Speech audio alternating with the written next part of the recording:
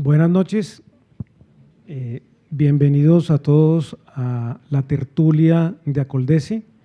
En la noche de hoy nos acompaña el doctor Rafael Ariza. El doctor Rafael Ariza tiene una larga trayectoria en el sector de seguros. A pesar de su juventud, es una de las grandes promesas que está trabajando en pro del derecho de seguros, no solamente en lo profesional, en el barro judicial, sino también en lo académico. El doctor Rafael es abogado de la Universidad Nacional, se especializó en seguros en la Universidad Javeriana y además es magíster en responsabilidad civil y del Estado de la Universidad Externado. Su vida, como decía, ha estado en el mundo de los seguros, trabajó en la Agrícola, luego en Liberty, luego en Allianz, ahora tiene su oficina de abogados y litiga en asuntos relativos a seguros y responsabilidad. Así que le damos las gracias al doctor Rafael y estaremos prestos a escucharlo. Bienvenido. Bueno, muy buenas noches a todos. En primer lugar, pues agradecer a la asociación y en cabeza de su presidente, el doctor Juan Manuel, por esta invitación que nos ha realizado para tener esta tertulia con ustedes en la noche de hoy. Agradecer igualmente la deferencia que tienen al asistir a la misma. He titulado la tertulia como Discusiones procesales actuales en materia de seguros y básicamente la idea de esta tertulia surgió justamente lo que mencionaba el profesor Juan Manuel del barro judicial de alguna manera, y es el enfrentarse en el día a día con diferentes circunstancias que, si bien pueden parecer formales, entrañan una serie de dificultades cuando quiera que estamos frente a un conflicto asociado a la dinámica del contrato de seguro. Y es por ello que hemos querido destacar, y esto también debo mencionarlo, es también fruto del trabajo de un equipo, del equipo de la firma que lidero, donde hemos identificado algunos casos en los cuales se presenta una serie de dificultades donde hay posturas distintas, muchas veces ambivalentes, muchas veces dadas incluso por los mismos magistrados o las mismas personas que han participado en las decisiones y que generan perplejidad en el día a día. Luego nos parece, resulta interesante plantearlo al interior de una asociación como la nuestra para reflexionar en torno a esos puntos y poder extractar en lo posible algunas conclusiones que nos den luz en el día a día de estos asuntos, muchos pues vinculados tanto desde el escenario de defender aseguradores como posiblemente también desde el escenario de estar exigiendo derechos de las aseguradoras en el marco del contrato de seguro. Es absolutamente indiferente y mucho más en el marco de un escenario académico como el que nos ocupa.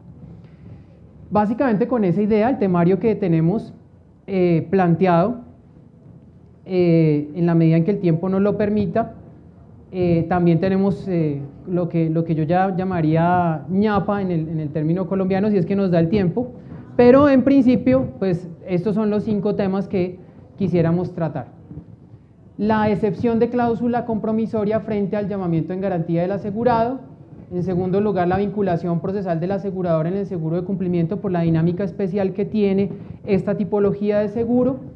La reclamación como método de interrupción de la prescripción, perdón, hay que una repetición, y si pudieras por favor el número 4, términos para la contestación del llamamiento en garantía del asegurador en la jurisdicción laboral y la vinculación del coasegurador.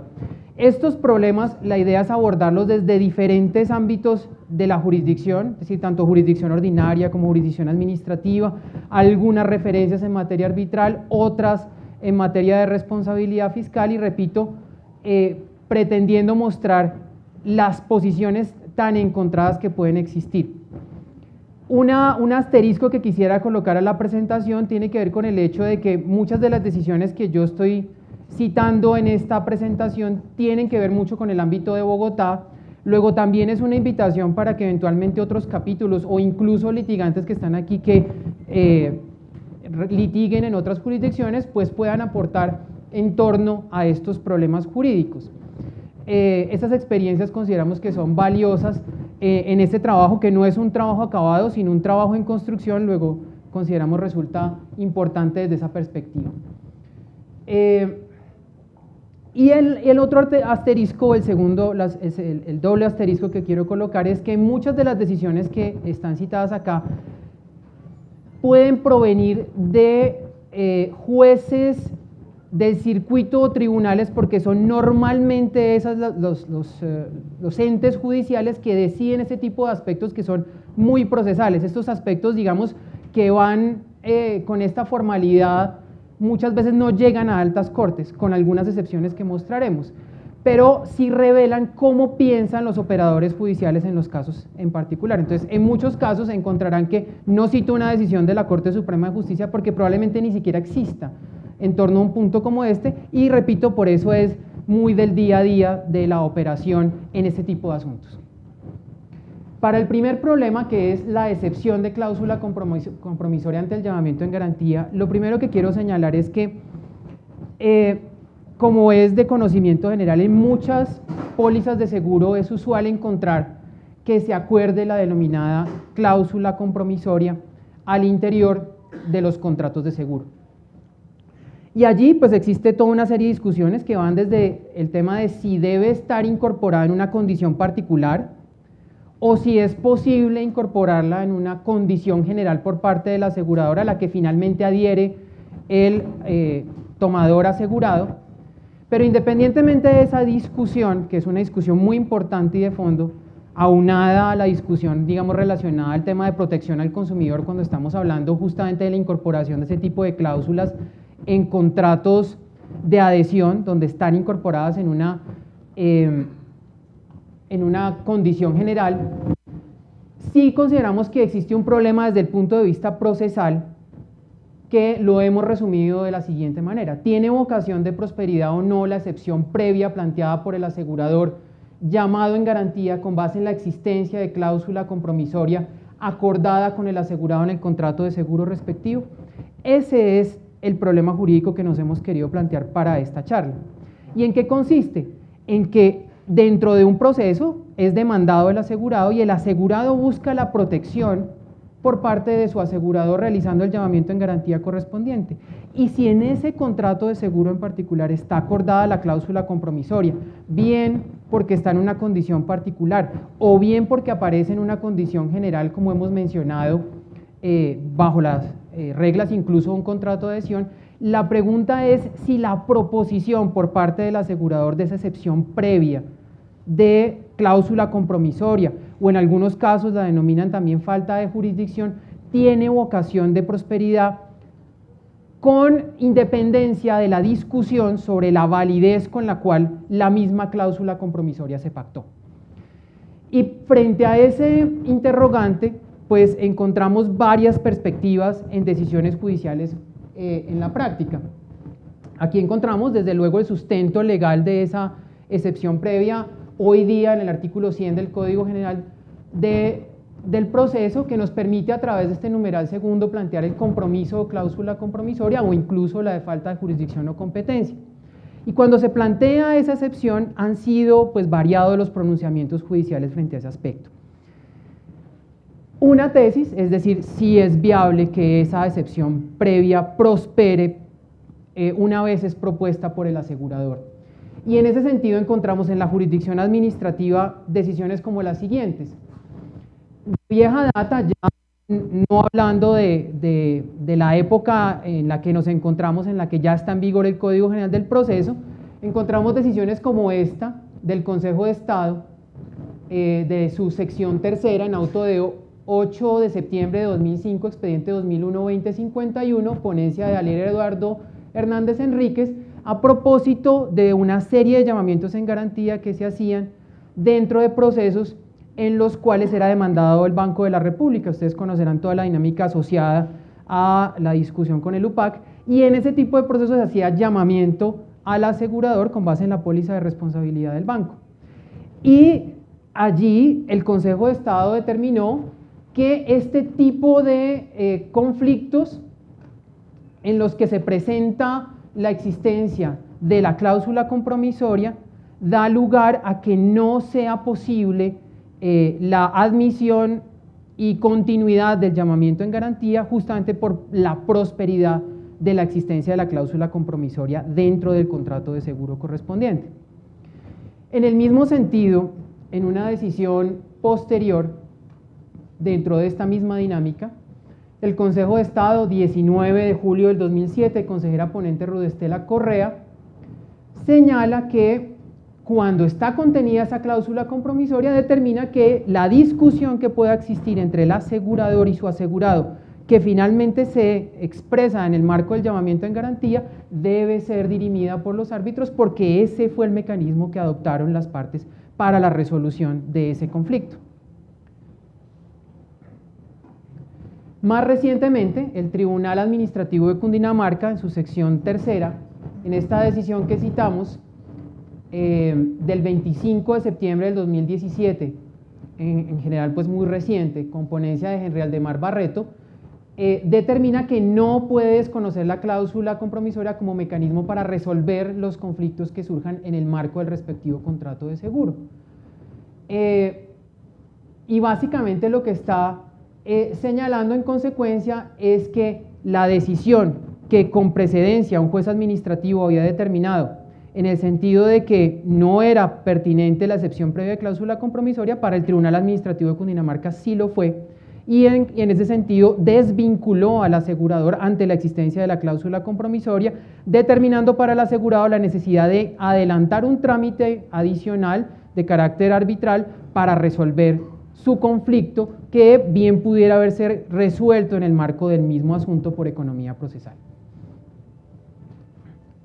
En la jurisdicción civil encontramos muy pocas referencias, pero hacemos referencia a esta del Juzgado 45 Civil del Circuito de Bogotá, en una decisión del 11 de diciembre del 2015, que en lo particular nos llamó la atención porque pues, es emitido por un juez que además tiene la condición de ser doctrinante habitual del Instituto Colombiano de Derecho Procesal, el profesor Nathan Nissenblatt, que dice: cuando hay cláusula compromisoria dentro del contrato de seguro, no es posible resolver dentro de ese asunto el llamamiento en garantía, por cuanto la cláusula compromisoria determina que ese conflicto que exista con el asegurador debe llevarse a los árbitros.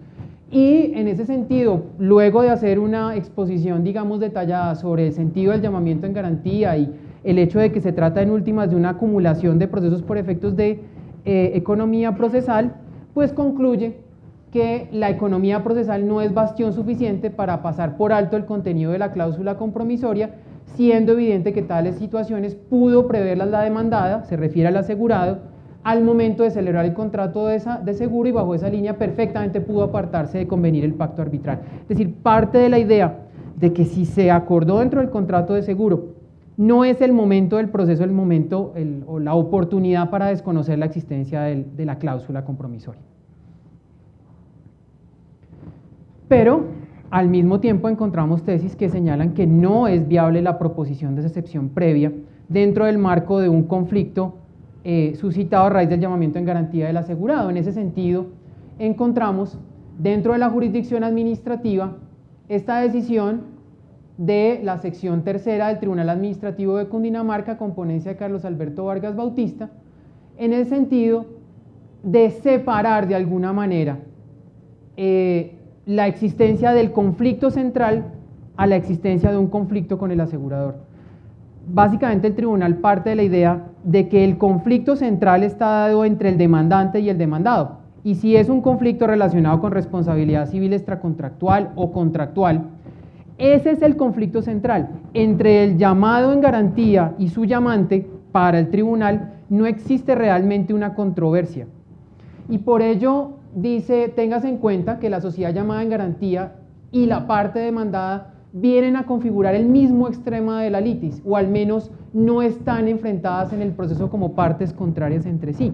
Ese es el argumento central del tribunal para decir: el hecho de que usted tenga una cláusula compromisoria dentro del contrato de seguro, base del llamamiento en garantía, ello no determina que exista un enfrentamiento realmente con el asegurado.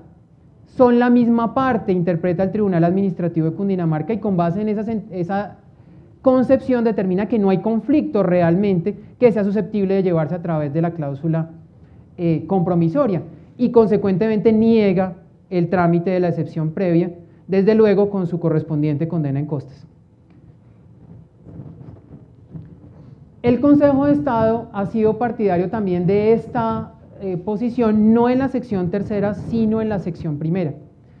Y encontramos estas decisiones, la más reciente, este auto del 12 de junio del 2014, con ponencia de María Elizabeth García, donde señala que la controversia gira en torno, en el caso de un proceso ante la sección primera, sobre la legalidad de los actos administrativos, y en la medida en que no versa realmente sobre el contrato de seguro, pues interpreta que no hay un conflicto a resolver a través de cláusula compromisoria y determina que sí es competente para conocer en el mismo proceso el llamamiento en garantía.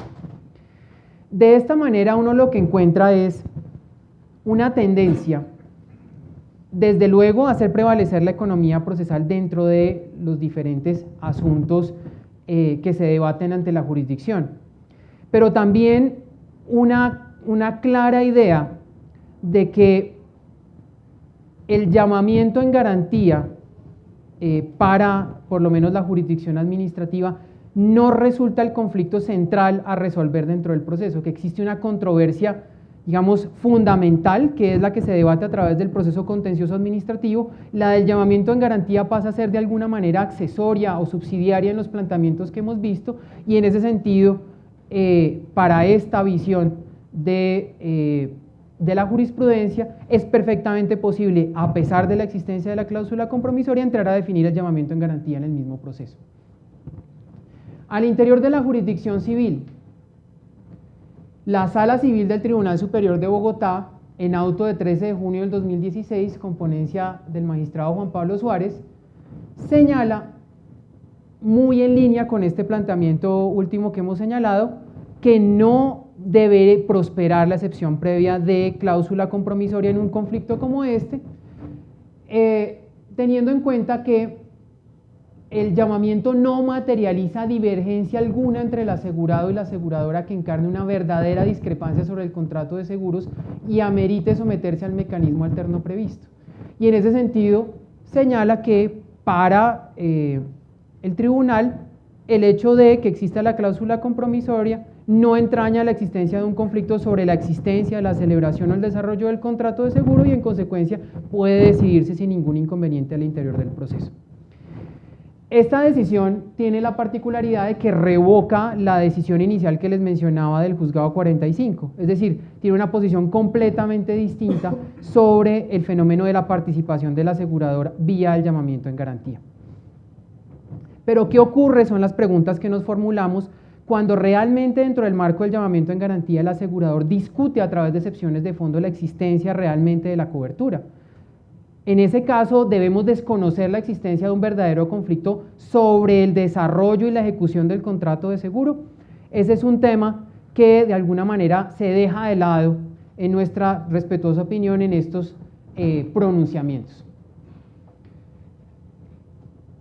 En ese sentido también se pronunció el juzgado 48 civil del circuito de Bogotá en un auto de 8 de noviembre del 2017, donde señaló que la cláusula compromisoria se circunscribe a las controversias que surjan en la celebración, ejecución y terminación del contrato de seguro, y no frente a la defensa que requieren un perjuicio de carácter civil como el que aquí se tramita, se referiría a un proceso civil. Entonces, para esta posición, digamos, de la jurisdicción civil, no existe realmente en el marco del llamamiento en garantía un conflicto sobre la celebración, ejecución y terminación del contrato, posición que resulta desde nuestra perspectiva discutible si es que el asegurador propone efectivamente excepciones de fondo que vayan o estén dirigidas a desconocer la existencia de cobertura en el marco del contrato o establecer algún otro mecanismo con base en el cual el asegurador no deba responder. Pero repito, existen las dos posiciones, digamos, en la jurisprudencia, y desafortunadamente uno queda expuesto de alguna manera al azar, a en qué despacho queda y qué criterio puede realmente tener el despacho frente a este punto, con el riesgo que todos ustedes conocen en tratándose de la proposición de una excepción previa, que es la eventual condena en costas para el litigante vencido. Entonces, en algunos casos se pregunta a uno sobre, ya conociendo criterios, si es viable o no la proposición, si es que ya se conoce la postura de antemano que tiene un determinado despacho frente a este aspecto. Un segundo tema que queremos mencionar dentro de estas vicisitudes que se presentan en el día a día procedimental tiene que ver con la vinculación procesal del asegurador en el seguro de cumplimiento. Y en esta materia, básicamente, el problema jurídico que nos hemos planteado es quién está legitimado para vincular al asegurador con base en un seguro de cumplimiento. ¿Es viable o no la hipótesis del llamamiento en garantía y en caso positivo, en qué casos? Y lo planteamos básicamente con una gráfica. Si quieres adelantarte un momento, por favor. Y es que evidentemente nosotros tenemos el escenario en un proceso de un contratante asegurado y beneficiario de una póliza de cumplimiento y de otro lado un contratista garantizado. Y ese contratista garantizado, cuando es objeto de una demanda judicial, pues una pregunta que nos hemos encontrado en la práctica es, ¿tiene posibilidad el contratista garantizado de realizar un llamamiento en garantía al asegurador? Esa es una primera pregunta.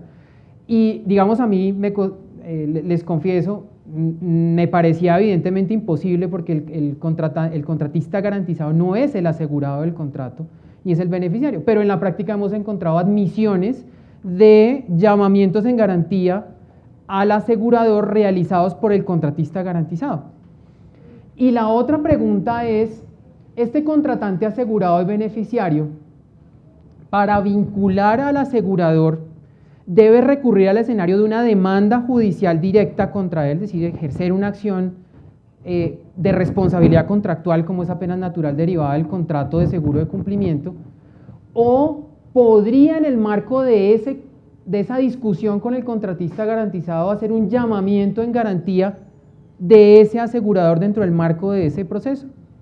Entonces son como varias las inquietudes y a ello sumamos el otro escenario que está en nuestra gráfica 2 y es ¿qué ocurre si el que demanda es el contratista garantizado al contratante asegurado porque predica que él no ha incumplido el contrato, sino que quien está incurriendo en la situación de incumplimiento es el contratante, que él está causando perjuicios y después propone el contratante asegurado dentro de ese mismo trámite una demanda de reconvención contra su contratista inicialmente demandante y adicionalmente entonces podrá llamar en garantía en ese momento el contratante asegurado al asegurador de cumplimiento? Como ven, pues eso tiene tela de dónde cortar y para cortarla quisiera devolverme a la disposición y es un poco analizar el tema del concepto de llamamiento en garantía en nuestro Código General del Proceso actual. Y eso lo encontramos en el artículo 64, donde dice: quien afirme tener derecho legal o contractual a exigir de otro la indemnización del perjuicio que llegare a sufrir o el reembolso total o parcial del pago que tuviere que hacer, y yo resalto, como resultado de la sentencia que se dicte en el proceso, que promueva o se le promueve, puede pedir, bien en la demanda, dice la norma, o bien al momento de contestarla, que en el mismo proceso se resuelva sobre esa decisión. Lo primero que nosotros encontramos en esa disposición, pero desde luego es un tema objeto de controversia, es que el llamamiento en garantía tiene como uno de sus objetivos fundamentales que quien es condenado en el proceso, quien sufre efectos nocivos de la sentencia que se dicta en el proceso, pueda traer a su garante para que responda por aquella indemnización de perjuicios que surja justamente por esa sentencia adversa a sus intereses, o tenga que pagar total o parcialmente, o reembolsarle, como dice la norma para ser más exacto, lo que él tenga que pagar en virtud de una sentencia desfavorable. Y entonces viene toda la discusión sobre si en la demanda el demandante puede llamar en garantía a aquel que el demandado no llamó. Y entonces la pregunta tiene necesariamente que ver con un asunto relacionado con la legitimación para hacer ese llamamiento. Y cuando uno lee este artículo, probablemente la lectura, desafortunadamente por la redacción, no es la más clara, es que quien tiene la legitimación para hacer este llamamiento es quien afirme tener ese derecho legal o contractual para que en caso de que la sentencia sea desfavorable se le reembolse. Entonces, al revisar esa disposición, ¿hasta qué punto puede el demandante llamar en garantía a quien no llamó su demandado? Esa es una de las primeras preguntas fundamentales que surge. En nuestra respetuosa opinión, la posición debería ser, o más bien la pregunta que debería hacerse el operador judicial es: ¿ese demandante puede ejercer un derecho pese a que él no está afirmando realmente tener el derecho legal o contractual de hacerlo, sino está afirmando que otro tiene ese derecho legal o contractual de obtener esa garantía? Y al responder esa pregunta, nuestra posición es que no es posible que un demandante llame en garantía a quien su demandado no llamó, no puede llamar a su garante.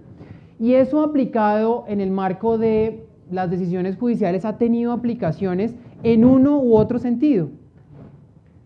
Desde luego, es importante resaltar que en materia del procedimiento administrativo existe una disposición expresa para ese tema, que es el 225 del CEPACA, que no dista mucho de la norma de 64 del Código General del Proceso, salvo en que califica al llamado como un tercero. En cambio, en el artículo 64 del Código General del Proceso se habla de otro, lo cual para algunos doctrinantes significa que hoy en día en Colombia es posible la denominada demanda de coparte.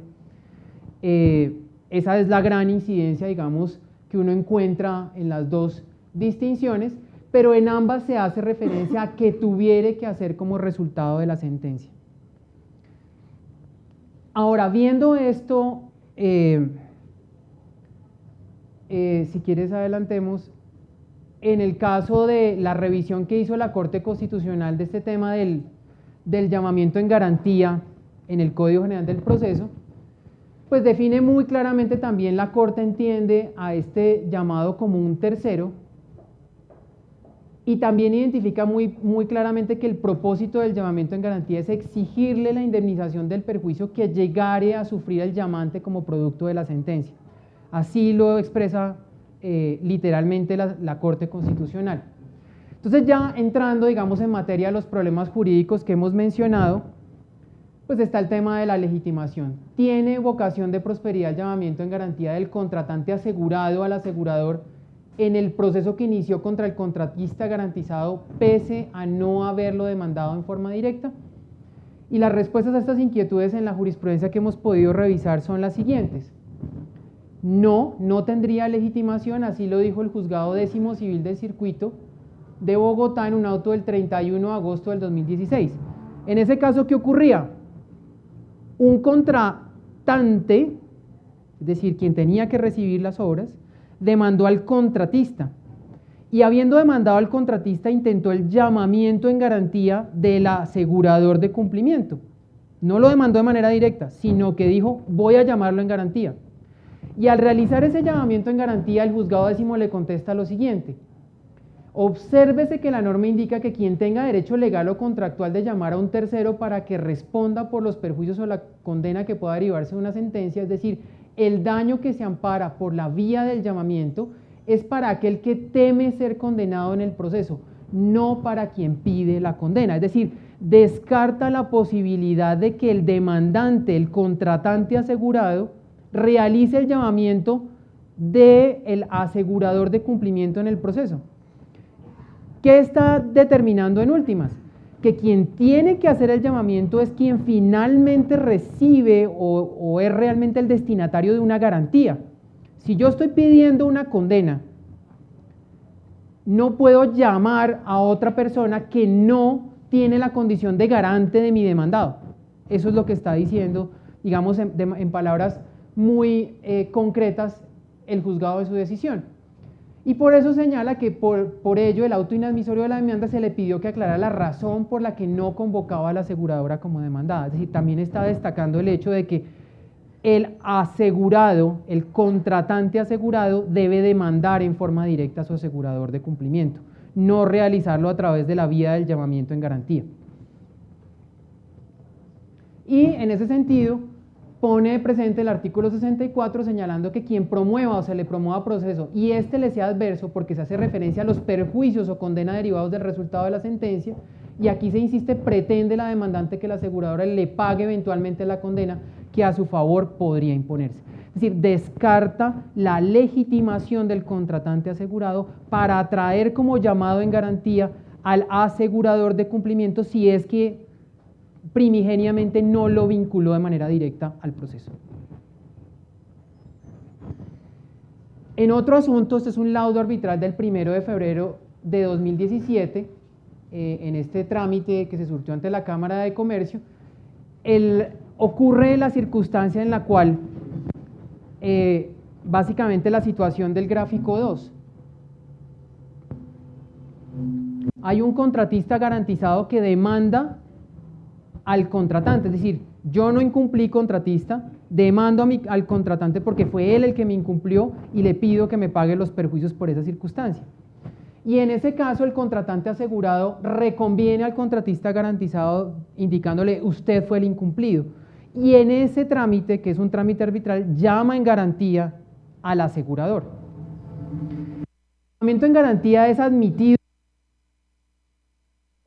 El laudo arbitral señala que el contratante asegurado, cuando hace ese llamamiento en garantía, lo está haciendo sin tener legitimación para hacerlo, porque realmente el contratante asegurado, al realizar ese llamamiento en garantía, estaría prácticamente colocándose en la condición en que el asegurador debería responderle por lo que él tenga que pagar por la condena, nuevamente interpretando el artículo 64 en el sentido de que el llamamiento en garantía tiene sentido en la medida en que yo llamo a quien deba responder por lo que yo tenga que pagar en virtud de esa sentencia adversa.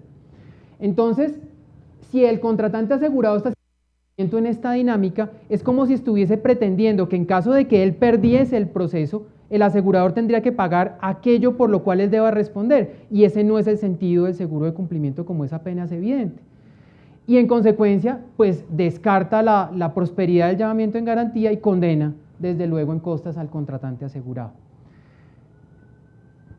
Esto, desde luego, repito, es objeto de discusión, pero nuevamente tiene como sustento el hecho de interpretar el artículo 64 del Código General del Proceso referente al llamamiento en garantía como un elemento que le permite a uno de los extremos de la litis traer a su garante, no traer al garante de otro. Y esa es una circunstancia, pues desde luego compleja, mucho más si la pensamos en tratándose del seguro de responsabilidad civil, porque sé que existen posiciones distintas cuando se quiere traer al asegurador de responsabilidad civil de mi asegurado, pero la pregunta es, ¿el artículo 64 en su redacción realmente permite hacer esto? Y nuestra respuesta en principio es no. Sin embargo, pues existen otros pronunciamientos que sí hablan de la posibilidad de hacer este llamamiento. Y como ven, volvemos a este tema en el cual hay posiciones muy distintas de uno u otro lado. En el caso, esta es tal vez la única decisión que traigo que es fuera de Bogotá, es una decisión del Tribunal Administrativo de Casanare del 17 de marzo del 2015 entre una acción de controversias contractuales en la que señala este tribunal: pese a que la tradición procesal nacional tenía reservado el llamamiento en garantía para que un demandado hiciera convocar a un tercero para dirimir entre ellos relaciones sustanciales relativas al asunto litigioso, la concepción de esa forma de vinculación de terceros al pleito que se introdujo en el 225 ofrece alternativas adicionales para que cualquiera de las partes provoque dicha vinculación si tiene interés que así lo legitime. Entonces, esta es la otra postura. Esta es la postura de cualquiera puede hacer el llamamiento, lo puede hacer el demandante o lo puede hacer el demandado. Lo que importa es que usted demuestre que sí tiene interés que lo legitime para hacerlo. Y señala, pudiera extrañar que la parte actora, en vez de demandar directamente al asegurador y enrostrarle las mismas pretensiones que dirija contra el contratista o de promover su vinculación como tercero con interés en las resultas del juicio, escoja la vía de llamarlo en garantía, opción de técnica procesal que ahora aflora en el ordenamiento. Es decir, el Tribunal Administrativo, en este caso del Distrito Judicial de Casanare, dice aquí sí es posible realizar el llamamiento por cualquiera.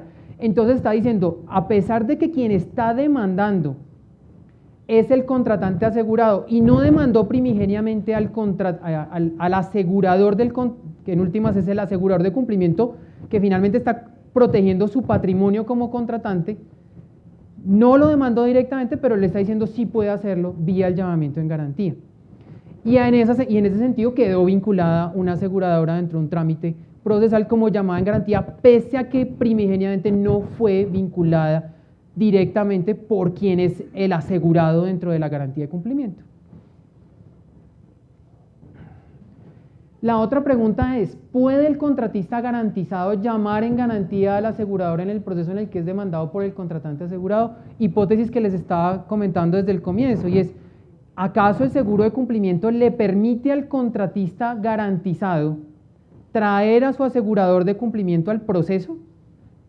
Y en algunos casos la conclusión ha sido por algunos despachos judiciales que sí, que el contratista garantizado puede traer a su asegurador de cumplimiento. Y eso, en mi opinión, parte de la dificultad que tienen algunos operadores judiciales en distinguir lo que es un seguro de cumplimiento de un seguro de responsabilidad. Porque si fuese un seguro de responsabilidad del contratista, pues evidentemente uno encontraría la legitimación para hacerlo. Pero resulta que el seguro de cumplimiento no es realmente un seguro de responsabilidad del contratista. Y hacer entender esto judicialmente, pues tiene sus dificultades, digamos, en la práctica. Y una de las dificultades que tiene es la misma definición que colocan las compañías dentro de las carátulas de las pólizas, donde se coloca afianzado o se coloca contratista garantizado, como si yo estuviese garantizando a ese contratista o fuese el fiador de ese contratista. Y esa consideración determina que muchos jueces digan, pero es que usted me está diciendo que ese es su garantizado. Y entonces lo traen al proceso a través del llamamiento en garantía que hace el contratista garantizado, a quien además el asegurador tendría, en virtud de la subrogación legal, que pedirle que le reembolse lo que tenga que pagar, lo cual pues resulta absolutamente ilógico y absurdo. Juzgado Décimo Civil de Circuito de Bogotá nuevamente. Perdón que yo me case con ese juzgado, pero me encanta ese juzgado, pero las circunstancias que entonces dicen, sí, es viable que llame en garantía el contratista garantizado. Entonces primero me dice, o le dice, no, esto no es nada personal, pero dice que es perfectamente, digamos, ilógico o contra leyem que el contratante llame en garantía al asegurador. Eso ya lo dijo, pero a renglón seguido dice, el contratista garantizado sí puede llamar en garantía al asegurador con base en una póliza de cumplimiento. Entonces uno queda estupefacto frente a esa posición que parte desafortunadamente esa confusión que puede presentarse terminológicamente por las mismas definiciones que están en la póliza y por la, digamos, ausencia de distinción entre el seguro de cumplimiento y el seguro de responsabilidad en cuanto a sus rasgos fundamentales. Y entonces aquí se admite esa posibilidad del llamamiento en garantía al contratista garantizado. Hasta ahí, como ven, pues un problema procedimental que tiene que ver con la legitimación para traer al asegurador de cumplimiento dentro de un proceso en el que se está discutiendo en últimas este incumplimiento contractual configurativo de siniestro para la póliza, pero que puede determinar que el asegurador termine vinculado cuando no debería estarlo, caso del llamamiento en garantía del contratista al asegurador de cumplimiento, y de pronto negar la posibilidad de que el contratante garantizado sí pueda llevar al proceso al asegurador que finalmente le brinda la protección patrimonial a través de esta tipología de seguro. Tercer tema, la reclamación como método para la interrupción de la prescripción.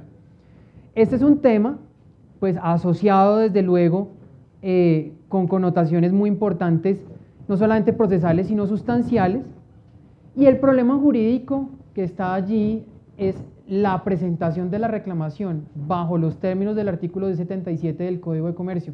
Tiene connotación de requerimiento escrito del acreedor al deudor con efectos de interrupción de la prescripción, artículo 94 del Código General del Proceso. Y entonces aquí nuevamente tenemos dos tesis.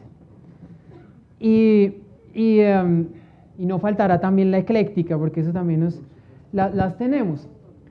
Una primera posición es no tiene efectos de requerimiento escrito la reclamación realizada bajo los términos del 1077, y así lo señala el Tribunal Superior de Bogotá, Sala Primera Civil de Decisión, expediente allí mencionado, ponencia de Marco Antonio Álvarez.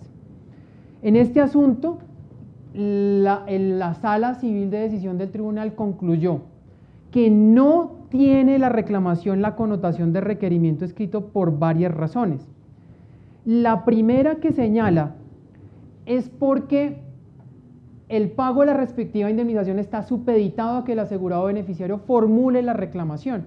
Es decir, la reclamación está en la vía de acreditar la ocurrencia del siniestro y la cuantía de la pérdida, por lo que en ese momento, pues ni siquiera el asegurador está en mora y estamos básicamente en el cumplimiento de una carga por parte del asegurado beneficiario en el marco del contrato de seguro. Y el cumplimiento de esa carga, que está básicamente en la fase de demostración del siniestro y de su cuantía, no tiene la connotación a su vez de requerir o de ya permitir hablar de un acreedor y de un deudor bajo las definiciones, digamos, que conocemos. No está aún la existencia de un acreedor o de un deudor en esta posición. Y señala por ello que no puede ella, se refiere a la reclamación, constituir al mismo tiempo ejercicio del derecho del acreedor a interrumpir la prescripción en forma civil. Al fin y al cabo, el propósito fundamental de este escrito es demostrar, probar o acreditar. Es decir, la fase de reclamación apenas es una fase demostrativa, no una fase en la cual se esté requiriendo típicamente un acreedor a un deudor el cumplimiento de una obligación en la óptica del tribunal.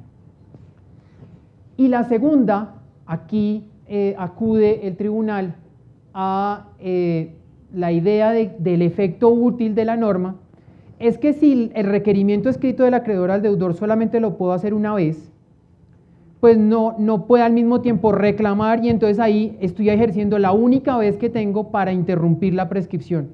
Es decir, resulta contrario al efecto útil de la norma identificar la reclamación con el requerimiento, básicamente bajo el diseño que tiene el artículo 94 del Código General del Proceso.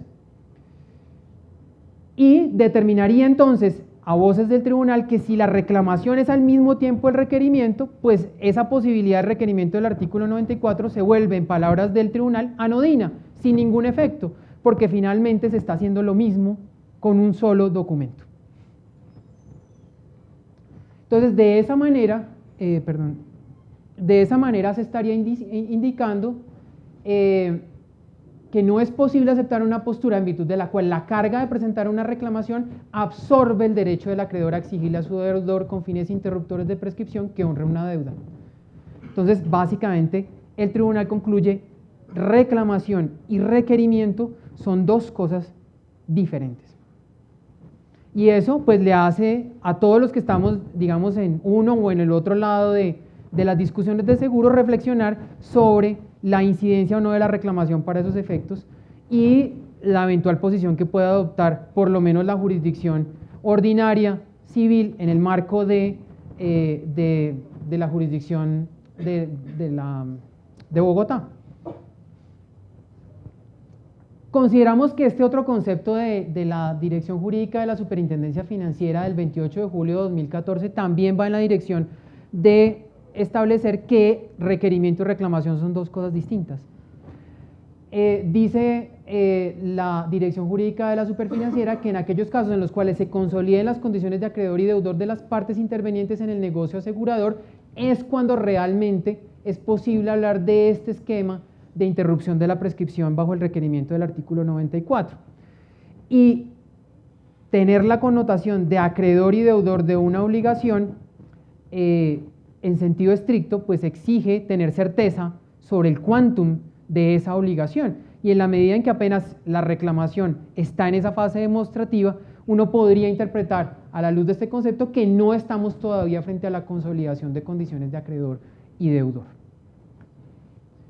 Pero desde luego está la otra óptica de decir la reclamación sí tiene la virtualidad de interrumpir la prescripción, el término de prescripción de las acciones derivadas del contrato de seguro, y esto se hace palpable en esta decisión arbitral del proceso de ICE en liquidación contra Previsora, laudo arbitral del 8 de octubre del 2015, donde dice ese tribunal arbitral que si bien una reclamación en los términos del 1077 podría satisfacer los requisitos de un requerimiento, las comunicaciones posteriores que se surtan para completar la reclamación no pueden asimilarse per se a requerimientos sucesivos con efectos de interrumpir la prescripción, pero sí reconoce que la reclamación bajo los términos del 1077 sí tiene la posibilidad de constituir requerimiento. Y complementa indicando que para que se satisfagan las exigencias de la norma procesal es preciso que ese requerimiento sea formulado por escrito al acreedor respecto de su deudor, lo que significa frente al contrato de seguro que esto ocurriría cuando el asegurado beneficiario formule la reclamación a la aseguradora que cumpla con las exigencias del 1077. Pero hace una anotación que podríamos llamar una fe de razones, que es decir, de todas maneras, para evitar discusiones interpretativas, mejor póngale dentro de la reclamación que quiere cumplir los efectos del artículo 94 como un requerimiento. Entonces queda uno, digamos, con lo que yo podría denominar una ecléctica, es la reclamación, según las voces de este tribunal arbitral, sí puede interrumpir prescripción, pero mejor colóquele en algún lado que usted lo que quiere hacer es eso, para que no haya duda de que efectivamente eso es lo que usted quiere hacer, interrumpir la prescripción. Bien, hasta aquí, digamos, una parte de los problemas, digamos un problema un poco light, pero con la idea también de cumplir el compromiso de hablar también de jurisdicción laboral, es esta dinámica que se presentó en materia laboral y era la discusión sobre el momento en el que empezó a operar el Código General del Proceso en materia de jurisdicción laboral. Porque todos conocemos, quienes estamos en el medio del litigio, que surgió una directiva del Consejo Superior de la Judicatura que determinaba que la fecha de entrada en vigencia del Código General del Proceso era el 1 de enero del año 2016. Pero la jurisdicción laboral acogió la tesis del Consejo de Estado en el sentido de que el Código General del Proceso para la jurisdicción laboral estaba operando desde el año 2014. Y eso fue muy refrescante para quienes pensaban que los términos, por ejemplo, de contestación de demandas eran los nuevos del Código General del Proceso y no los anteriores. Entonces se presentó un conflicto jurídico que está en esta decisión, Tribunal Superior de Bogotá, Sala Laboral, magistrada ponente Marta Luzmila Ávila desde el pasado 28 de febrero del 2018, en el que se presenta una contestación de un llamamiento en garantía dentro de un proceso laboral utilizando los términos de contestación del Código General del Proceso, no los del Código de Procedimiento Civil. Y entonces, aplicando los del Código de Procedimiento Civil, que eran 5 días, era una contestación extemporánea. Pero en virtud de esta aplicación, desde el 2014 del Código General del Proceso se convirtió en una demanda oportunamente contestada en el sentido de que se aplicaban los términos, digamos, nuevos en términos de contestación del llamamiento en garantía. Y esa, pues, no solamente es una demostración de la aplicación del Código General del Proceso, sino que también tendría evidentemente otras, pero también suena exótico un poco que la jurisdicción ordinaria aplica un pronunciamiento del Consejo de Estado, que es una jurisdicción independiente, pero básicamente bajo la óptica de que el proceso laboral viene siendo oral de tiempo atrás y que al existir esa oralidad no había ninguna razón para que el Código General del Proceso no estuviese operando también en materia laboral. Entonces ese también es un pronunciamiento pues, que resulta interesante teniendo en cuenta los términos, por ejemplo, para contestar en materia de vinculación del asegurador vía llamamiento en garantía en tratándose de procesos de la jurisdicción laboral. Y un quinto tema es posible que un coasegurador vincule a otro coasegurador vía llamamiento en garantía dentro de un proceso judicial. Esta es otra discusión que existe desde el punto de vista procesal para la vinculación del asegurador en diferentes asuntos. Y de hacerlo, ese llamamiento en garantía tiene vocación de prosperidad. Y a ese tema del coaseguro sumamos otro también en línea con nuestro título de la presentación, y es: en los procesos de responsabilidad fiscal, resulta jurídicamente posible que la Contraloría condene al coasegurador por el 100% de la cobertura, desconociendo la ausencia de solidaridad entre los coaseguradores. Y entonces vamos a empezar por el primero. ¿Puede un coasegurador llamar en garantía a otro coasegurador? Esa es la pregunta dentro de un proceso. El asegurado llama en garantía al coasegurador líder, al que aparece en el rótulo de la póliza diciendo yo soy el asegurador, pero se le olvidó vincular al coasegurador. Y hay ocasiones en que el coasegurador, pese a reconocer y saber que su obligación es autónoma e independiente a la luz del 1095 del Código de Comercio, intenta llamar en garantía a los otros coaseguradores. No, normalmente eso se da porque le da, digamos, de alguna manera el temor a ese coasegurador que sea eventualmente condenado por el 100%, pese a que existen otros coaseguradores. ¿Ah? En esa hipótesis, pues hay varias tendencias. Una del Juzgado 63 Administrativo de Bogotá y del Tribunal Administrativo de Cundinamarca, sección tercera, subsección B, magistrado ponente Franklin Pérez. Esta es una sentencia del 29 de noviembre del 2017, donde dice el tribunal: lo cierto es que el llamamiento en garantía que se formuló en contra de la compañía Y carece de fundamento jurídico en la medida en que el coaseguro no representa una obligación solidaria. Es decir, aquí resulta muy claro la aplicación de las normas del coaseguro en tratándose de un conflicto jurídico, diciendo: usted realmente no es garante, usted coasegurador seguidor no es garante del coasegurador líder. Lo está diciendo muy claramente, porque usted no es obligado solidario con el mismo. Aplicación del 1095. Y dice: siendo así las cosas, es claro que la compañía X carecía de legitimación en la causa para formular llamamiento en garantía de la compañía Y, pues entre estas no existe el derecho legal o contractual de exigir el reembolso total o parcial del pago que tuviera que hacer como resultado de la sentencia. Un pronunciamiento, digamos, muy acorde con la figura del coaseguro y su regulación en materia mercantil. Pero algo que resulta muy curioso es que la anterior decisión, la sala, es una sentencia de sala, tiene como, perdón si nos devolvemos, tiene como magistrado ponente a Franklin Pérez, pero en esa sala también participa el magistrado de la otra decisión que vamos a ver, pero firmó la decisión sin salvamento de voto. Y antes, ¿qué había dicho el magistrado que hacía parte de la sala? La siguiente. Acá dice: sí hay legitimación. Y ese es un auto del 22 de febrero del 2016, donde un juzgado había negado la procedencia del llamamiento en garantía de un coasegurador a otro. Ese auto fue apelado, subió al tribunal, al despacho de este magistrado, Carlos Alberto Vargas, y dice: de lo anterior se colige que en caso de presentarse un siniestro, tanto la compañía X con su participación del 60% como la compañía Y con el restante debían asumirlo, pues la empresa Z, la asegurada como tomador asegurado y beneficiario, tendría derecho a exigir de estas dos compañías el reembolso del pago que tuviera que hacer en caso de condena. Y entonces dice que se cumplen todos los requisitos para que sea procedente el llamamiento en garantía, toda vez que primero se formuló por quien ahora es parte dentro del proceso, porque fue llamado en garantía, se formuló contra quien no. Y es evidente, dice el tribunal, de la lectura de la póliza, que existe una relación de garantía contractual entre los dos coaseguradores, pues se reitera, son ambas aseguradoras quienes cubren el riesgo en la póliza tal, por lo que mal haría este despacho en negar este llamamiento en garantía.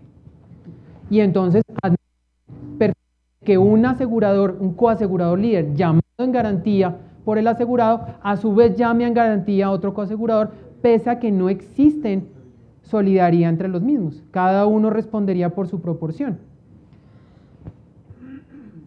Y yo entendería que es posible traer a un coasegurador si el otro coasegurador ya está en el proceso, por ejemplo, a través de una demanda de coparte. Porque si ya es parte en el proceso, yo podría discutir con el mismo, digamos, si hubiese de alguna manera algún planteamiento de solidaridad, si es que se quiere, o que le reembolse, digamos, discutamos dentro del mismo proceso el tema, pero definitivamente el tema del llamamiento en garantía no aparece como el mecanismo, porque no es garante el coasegurador seguidor del coasegurador líder. Y para finalizar, pues plantear un tema en responsabilidad fiscal en el que nuevamente está este tema del coaseguro involucrado, y es, como ustedes conocen, en los procesos de responsabilidad fiscal, pues se discute la existencia de un daño al patrimonio del Estado si es que existe una gestión fiscal ineficaz, ineficiente o en general que le haya causado detrimento al Estado. Y dentro de esos procesos de responsabilidad fiscal, pues se da desde luego la vinculación de garantes, particularmente el caso de las compañías de seguros. Dentro de esas vinculaciones es usual que la Contraloría, la que sea general o departamental o municipal, busque traer al proceso al asegurador, bien sea en un seguro de responsabilidad civil, en un seguro de cumplimiento. He visto casos en los que los traen con un seguro de automóviles, un seguro de hogar, un seguro de incendio, no importa el que sea, lo traen al proceso de responsabilidad fiscal. Pero normalmente el funcionario ve el rótulo de quien expidió la póliza y normalmente no hace el ejercicio de revisar dentro de sus cláusulas si existe la figura del coaseguro o no. Y entonces vincula al coasegurador que expidió la póliza, y al vincularlo al proceso de responsabilidad fiscal, entra desde luego ese asegurador vinculado a proponer medios de defensa, dentro de los cuales puede existir la referida a la aplicación de la cláusula de coaseguro.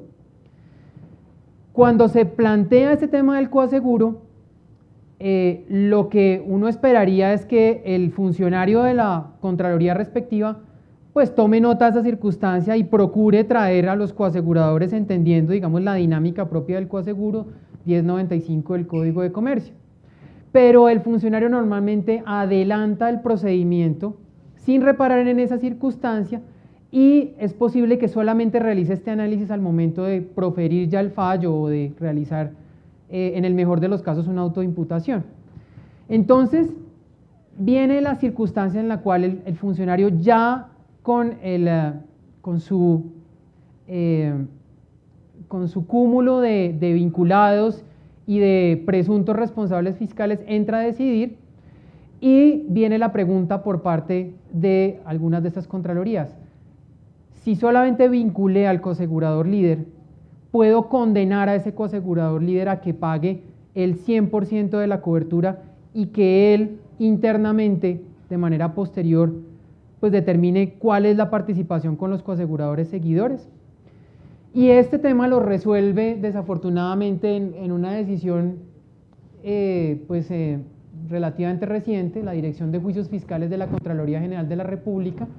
En este fallo, dentro de este proceso, es una decisión del 5 de octubre del 2017, donde dice básicamente lo siguiente, para no contrariar lo que la propia Contraloría señala.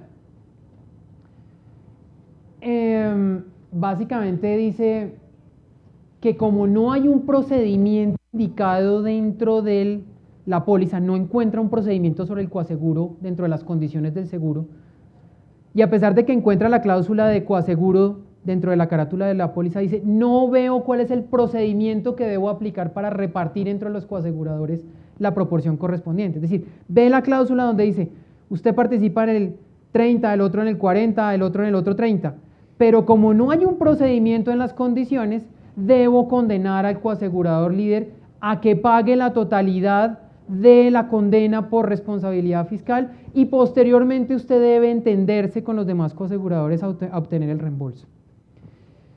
Y pues desde luego esto es muy preocupante desde la perspectiva de los aseguradores, probablemente no desde la perspectiva del contralor, que entenderá que está obteniendo el reembolso o el pago de la totalidad de la suma correspondiente, pero pues sí genera una variación muy determinante en el funcionamiento normativo del coaseguro. Y no solamente esto, sino como un momento con el profesor Juan Manuel Díaz, es la discusión atinente a si se vinculan aseguradores de diferentes ramos, está el asegurador de responsabilidad civil, el de la póliza de cumplimiento, no solamente el de cumplimiento del contrato principal, sino la del subcontratista, y están otra serie de contratos de seguros, la Contraloría condena de manera solidaria a todos los aseguradores que fueron vinculados, de tal manera que cómo se reparten entre todos estos aseguradores que participan con diferentes tipologías de seguro en la condena respectiva. Y es un tema que pues no ha resultado, digamos, resuelto por la Contraloría. Ahora, en algunos casos de responsabilidad fiscal también uno debería preguntarse, si está uno enfrentado a esta tesis como coasegurador, ¿qué mecanismo procesal existe dentro de la dinámica del proceso de responsabilidad fiscal para entonces llamar en garantía a los demás coaseguradores o traerlos al proceso? Porque entonces uno de la salida que tendrá, viste ese tipo de posiciones, es traer entonces a todos los demás coaseguradores al proceso, porque ¿qué otra salida podrá tener la defensa viste ese tipo de posiciones? Bueno, estos eran los 5 temas, digamos, que les quería plantear. He abusado un poco de su tiempo y de su atención. Como entenderán, es difícil en muchos de estos casos tomar partidos porque no existen soluciones unívocas a los problemas. Hemos procurado, como ocurre para una tertulia de estas, pues desde luego presentar problemáticas, generar reflexiones en torno a estos temas. También en algunos hemos planteado nuestra posición frente a los mismos y esperamos que pues, esta discusión evidentemente sea enriquecida con sus comentarios, con los comentarios de las personas de los diferentes capítulos, porque pues como han visto solamente he presentado lo que conocemos particularmente en la jurisdicción en la que pues mayoritariamente nos encontramos, pero esto evidentemente tener muchas aristas en otras ciudades.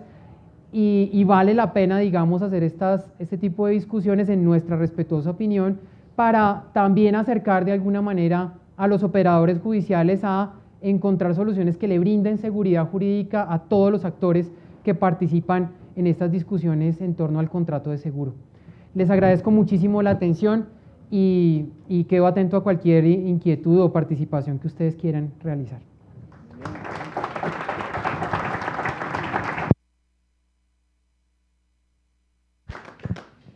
Doctor Rafael, en nombre de la Asociación Colombiana de Derechos Seguros, mil gracias por su excelente y muy amena presentación, de verdad muy amable. Ahora, tomando en consideración que usted ya autorizó al público a que hiciera preguntas, entonces ya no le voy a pedir que reconfirme esa autorización, la tomo por dada y le damos la palabra a ustedes, nuestros asistentes, el día de hoy. ¿Quién quiere formular una pregunta aprovechando la presencia del doctor Rafael? Bueno, vamos. Aquí, Javier. Doctor Rafael, interesante ese tema del llamamiento en garantía, que sí, por supuesto, se presenta para muchos conflictos jurídicos en las diferentes jurisdicciones a nivel nacional, que no solo se presenta en el caso de cumplimiento, del seguro de cumplimiento, sino también, por ejemplo, en la póliza de SOAT, por la cual se vinculan en muchas ocasiones al asegurador de SOAT a procesos declarativos de responsabilidad civil por sumas muy cuantiosas, cuando el decreto ley claramente establece quién es el legitimado en la causa para poder ejercitar la acción frente a la aseguradora. Y hay una cierta confusión por parte de los jueces y no hay como una doctrina fijada al respecto que se haya podido materializar en alguna sentencia, ¿no? Lo mismo venía ocurriendo con el tema de la póliza de caución judicial. En esa, si hay una posición doctrinal por parte del doctor Hernán Fabio López en el libro de Aspectos Procesales del Derecho de Seguro, pero lo vi claramente en la edición anterior, en la que hacía Dufre. En la última edición no trata específicamente el tema, posiblemente por lo que el Código General reformó el tema de cobro de caución judicial y ya a la luz de lo que él analiza ya no se presenta ese problema con la nueva normatividad. En ese caso, en el Juzgado Segundo Civil del Circuito de Ocaña y confirmada la decisión del Tribunal de Cúcuta, se admitió por parte de la juez de conocimiento que en el caso de la póliza de caución judicial no era procedente el llamamiento en garantía y logramos que así se declarara en la sentencia confirmada por el tribunal. Pero eso para caución judicial, sin embargo, tiene una interpretación similar en razón que son fianzas. Se trata también la póliza de caución judicial de una fianza y en ese sentido el doctor Hernán Fabio dice que no está legitimado en la causa el demandado o afianzado para hacer llamamiento en garantía y vincular de esa forma a la aseguradora el proceso. Ese en un caso de fianza. No sé usted qué piensa sobre el tema del SOAT. No, pues muchas gracias por su comentario, doctor. Pues lo del SOAT es absurdo y lo peor es que hay condenas en la práctica en las que el asegurador del SOAT debe responder como si fuese un asegurador de responsabilidad civil y parte evidentemente el desconocimiento de la naturaleza jurídica del SOAT. Luego comparto plenamente su preocupación en ese tema, que tiene, repito, mucho que ver con el desconocimiento del funcionamiento del seguro, infortunadamente en muchos contextos. Y eso dificulta, evidentemente, el ejercicio del derecho de defensa y también, digamos, coloca en riesgo de alguna manera la actividad aseguradora, en mi opinión. Pero comparto plenamente su comentario, doctor. Rafael.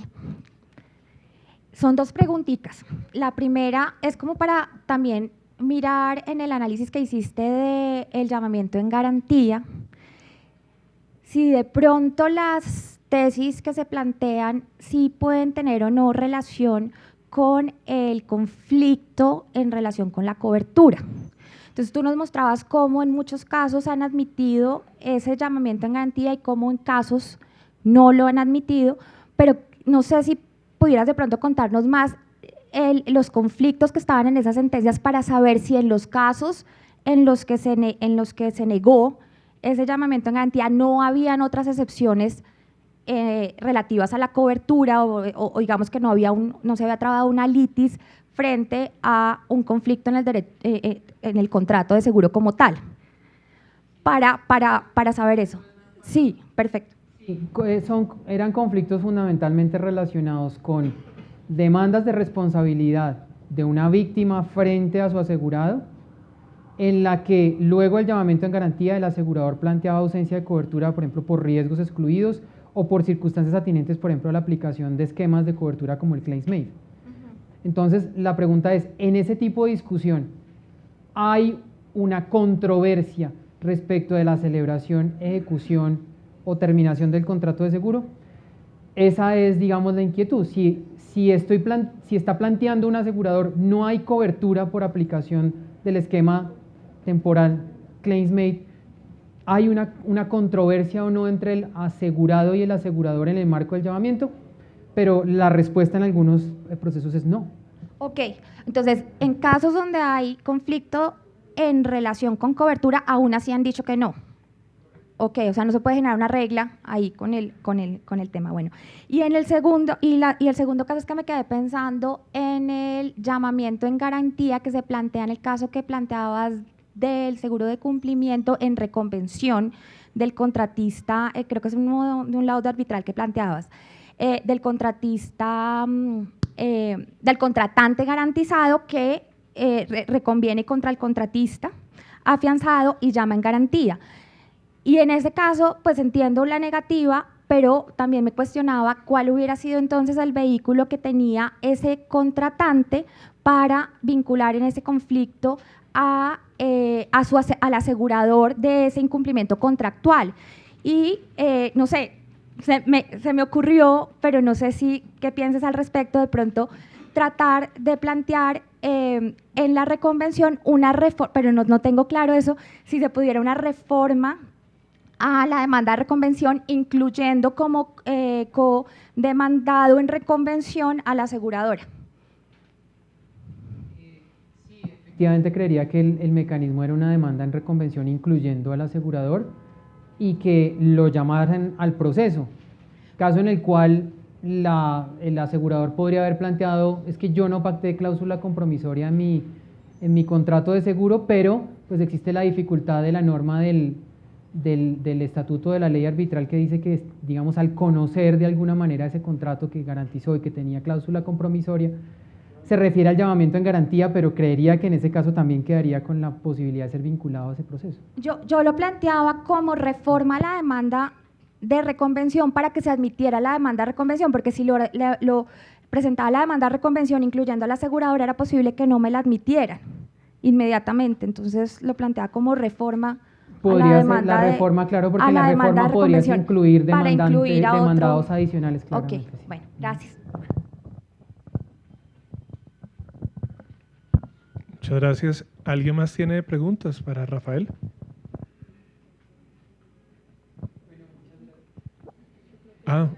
No, discúlpeme que también tenemos preguntas virtuales. Tranquilo.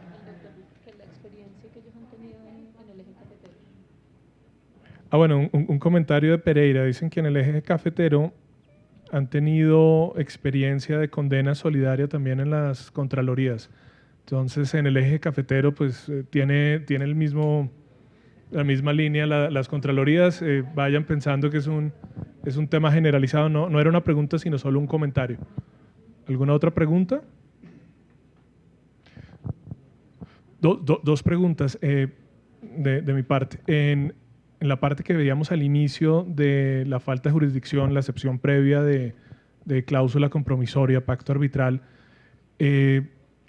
¿ha sido principalmente en qué tipo de seguros? ¿De responsabilidad civil o ha sido constante en distintos tipos donde se ha intentado la vinculación? Esa es una pregunta. Y la otra, doctor Rafael, era en materia de coaseguro, la experiencia que han tenido de si se puede llamar en garantía o no, ¿ha sido a la luz de contratos estatales de seguros donde ha habido unión temporal o consorcio entre las diferentes compañías, o ha sido únicamente en marco de contratos de seguros netamente entre particulares? Esas eran mis dos preguntas. Frente a la primera, doctor Nicolás, sí ha sido habitualmente en casos de seguro de responsabilidad donde hemos encontrado esa circunstancia, en la que el asegurado busca llamar en garantía a su asegurador y dentro de la póliza de responsabilidad está contemplada la cláusula compromisoria. Han habido algunos casos en los que las condiciones de la misma póliza, pese a contemplar la cláusula compromisoria, en alguno de sus condiciones particulares indican que si el asegurado es objeto de demanda, debe llamar en garantía a su asegurador. Entonces, allí existe esa contradicción y evidentemente el juzgador la resuelve en favor del asegurado indicando, pero es que usted mismo en la condición particular dijo que lo llamaban en garantía. Pero existen también casos de la otra estirpe en la que está la cláusula compromisoria sin pactar nada referente al llamamiento en garantía, donde igual se han dado estas decisiones, pero sí particularmente en seguro de responsabilidad civil. Y en cuanto al segundo, relativo al tema de coaseguro, pues básicamente ahí se ha presentado en seguros de diversa tipología, pero sí es cierto que en algunos de ellos han existido uniones temporales, lo cual al revisar uno la disposición de la Ley 80 de 1993 sobre conformación de uniones temporales y consorcios, podría llegar a dar luz sobre la existencia de una solidaridad que sí pudiese justificar la existencia del llamamiento. Pero desde luego en aquellos casos en los que no hay participación en unión temporal, sino que se da bajo la figura del coaseguro en un esquema de un seguro privado en estricto sentido, pues sí resulta un poco cuestionable que se plantee este tema del llamamiento. Gracias. Gracias. Una pregunta, doctor. Tiene que ver con uno de los puntos que usted tocó, pero con una connotación un poquito diferente.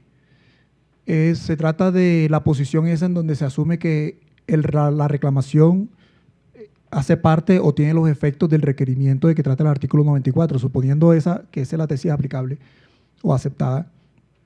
¿Qué sucede en un escenario en donde, por ejemplo, la primera reclamación, la primera vez que se le formula la reclamación a la aseguradora, sea con ocasión de la solicitud de audiencia de conciliación prejudicial que se hace como requisito de procedibilidad para presentar una demanda? La inquietud a que va dirigida a que esa solicitud, desde el punto de vista de la Ley 640 de 2001, tiene los efectos de suspensión del término prescriptivo. En cambio, desde el punto de vista del artículo 94, tiene los efectos de interrupción del término prescriptivo. ¿Cómo se manejan esas dos situaciones? Planteando es un caso en el que la reclamación por parte del asegurado al asegurador se traduce en una solicitud de conciliación. En ese tipo de hipótesis creo que se hace más notorio el hecho de que reclamación y requerimiento deben ser dos cosas distintas, que es, digamos, la tesis en la que particularmente milito. ¿Por qué? Porque justamente se pueden dar circunstancias como las que usted señala, en la que coincide el efecto de la reclamación con otro fenómeno, que es apenas suspensivo de la prescripción, que apenas somete temporalmente ese cómputo a una, digamos, detención en el tiempo, si lo podemos mencionar, frente a lo que es un verdadero requerimiento que sí daría lugar a la interrupción y a que se vuelva a contabilizar el término. En esa hipótesis, si partimos de la tesis de que reclamación y requerimiento fuesen lo mismo, es una buena pregunta, pero yo sería partidario de la tesis de que podría llegar a tener inclusive los dos efectos, de que primero haga suspensión, digamos, de que durante los 3 meses o máximo 3 meses no esté computando el término prescriptivo y solamente la finalización de ese trámite de conciliación vuelva, digamos, a contarse. Esa podría ser una opción interpretativa.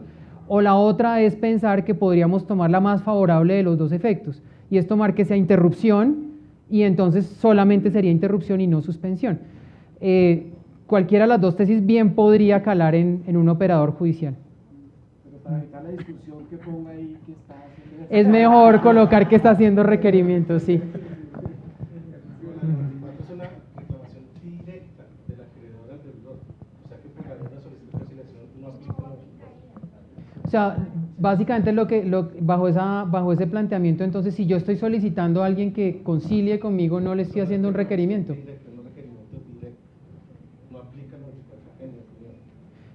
Fíjese, también muy enriquecedor lo que nos menciona el doctor Camacho. Y es señalar que una solicitud de conciliación no tendría efectos entonces de reclamación del 94, de requerimiento del 94 para ningún efecto. Que yo creo que definitivamente es necesario separar reclamación de requerimiento, porque evidentemente estamos en la fase de acreditar apenas siniestro y cuantía, y estoy queriendo al mismo tiempo interrumpir un término prescriptivo, lo cual, digamos, resulta evidentemente, como menciona el tribunal, anodino, deja sin efecto, digamos, el esquema del requerimiento escrito en la práctica. O sea, tendríamos que separar los tres conceptos: requerimiento, reclamación y solicitud de conciliación. No podemos mezclarlos unos con otros. Hay otro tema adicional, el momento a partir del cual se empezaría a contar el término de prescripción, porque digamos que en todos los seguros es claro desde el momento en que viene el conocimiento de la ausencia del siniestro del asegurado. Hace un año veíamos a raíz de esta sentencia del representante que la vimos también acá en la Asamblea, que no en todos los seguros el término de prescripción es tan claro determinar cuando se tiene conocimiento, porque hay seguros donde ocurre un hecho material que activa una cobertura, pero el siniestro como tal es una pérdida económica, tipo lucro cesante. Entonces, uno mezcla todos esos argumentos ahora con el momento a partir del cual empieza a contar y se vuelve loco y vuelve loco al juez.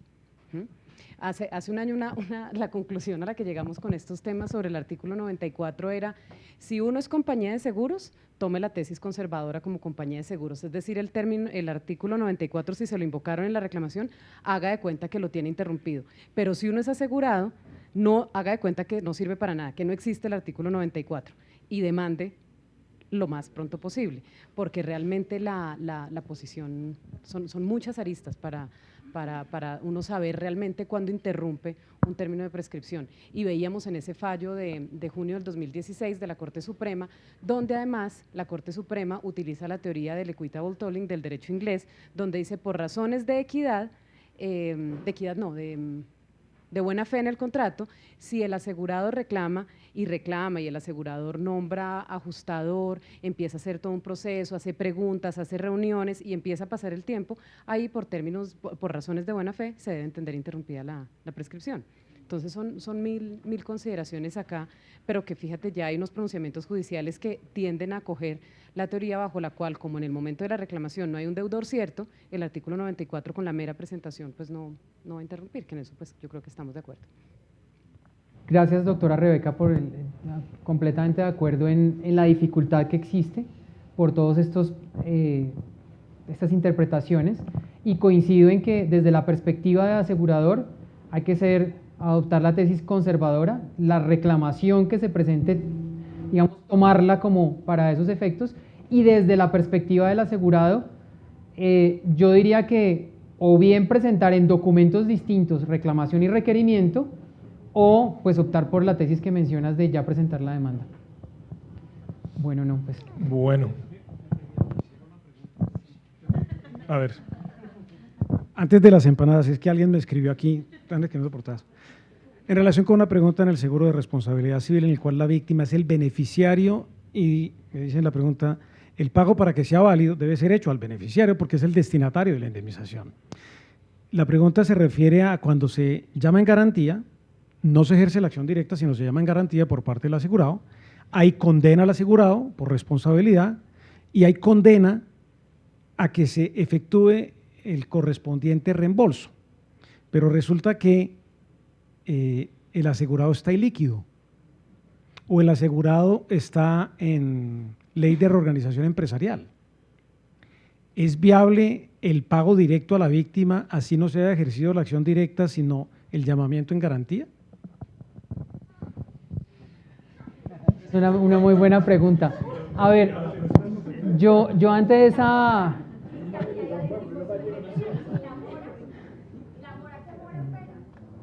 Claro, la pregunta es muy interesante porque, a ver, la condena determina el alcance de la responsabilidad del condenado, en mi opinión. Entonces, si la condena dice, pague señor asegurado y usted asegurado, reembolsele al asegurado, la interpretación de la condena, pese, digamos, lo que pasa es que es difícil decirlo porque es que siempre viene la discusión sobre la función social del seguro, etcétera, que nos han venido dando. La vimos muy clara en el tema de la sentencia 2017 de la Sala Civil de la Corte, donde dice es que el seguro de responsabilidad civil tiene una función social y entonces así el 1127 diga que es solo patrimoniales, entiéndase que también es extrapatrimoniales. Entonces aquí entra un tema adicional. Pero yo bajo una interpretación estricta diría, si la condena dice reembolsele al asegurado, el alcance de mi condena es reembolsele al asegurado, no es páguele directamente a la víctima a pesar de que tenga una situación X o Y el asegurado. Pero ya veo tesis en las que digan, es que el seguro tiene una función social y entonces si bien el asegurado como el asegurado está en esa situación, lo que debe darse, digamos, para atender la función social es esa. Pero, digamos, en rigor, yo no tendría duda de que la condena en su literalidad dice reembolsar. ¿Qué sugerencia tendría yo para el asegurado? Entonces, solicite una adición de su sentencia o una aclaración en el sentido de que en aquella hipótesis en la que el asegurado no cuente con los recursos, entonces ordénele al asegurador pague. Pero si no existe esa orden dentro de la sentencia judicial, en mi opinión la conclusión es muy clara. El asegurador, mientras no pague el asegurado, no tiene que pagar absolutamente nada porque su obligación es reembolso. Pero esa es, digamos, una visión. Exactamente. A partir de este momento, primero muchas gracias, doctor Rafael, y a partir de este momento entramos en modo empanadas. Muchas gracias.